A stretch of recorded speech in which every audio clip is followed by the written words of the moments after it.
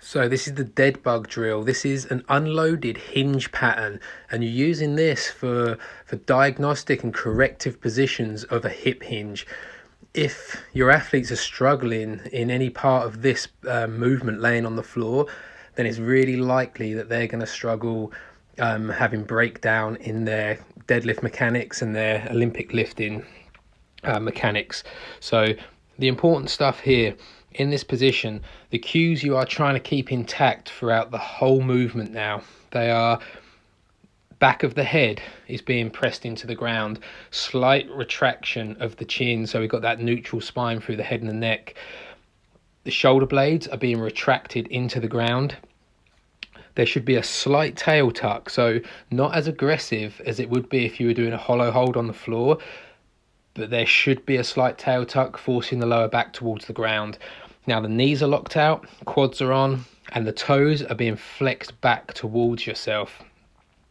These are all the positions you're trying to keep in contact all the way through, trying to paint your spine onto the ground.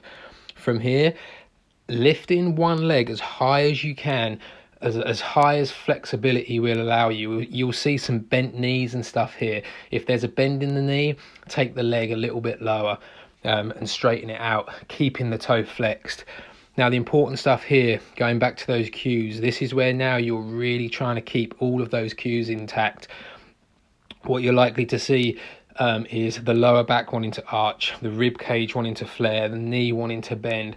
People struggle massively with this position, especially on this slow eccentric. This is the part that you really need to focus on. And what you're trying to do is you're trying to armor your athletes with what they're trying to feel. Make them feel the lower back arching, make them feel the hamstring on fire. Use it as that corrective drill that it should be, and make them aware of all this stuff. So you go alternating leg, the next leg comes up, exactly the same thing here. On this lowering phase, you're trying to keep that spine painted into the floor, and you're just trying to be aware of the breaks that happen. The double leg version now, this is the hardest one. This is the one that people seem to struggle with the most. Same drills, lowering very, very slowly, trying to keep that control the whole way through. And you can stop your athletes, you can pause them halfway down, make them fight for position. You can freestyle this as much as you want. If you're seeing people break, hold them there, make them feel it, make them see it. Same happens with the arm position now. What we're looking for here is there any internal rotation of the shoulder? Is there external rotation of the shoulder?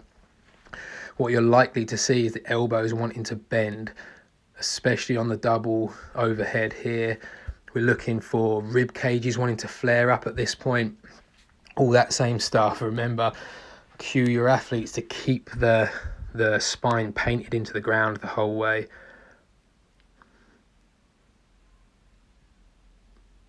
So that is the dead bug drill. Done badly, it's very easy, and it's not a corrective or it's not a drill that people feel.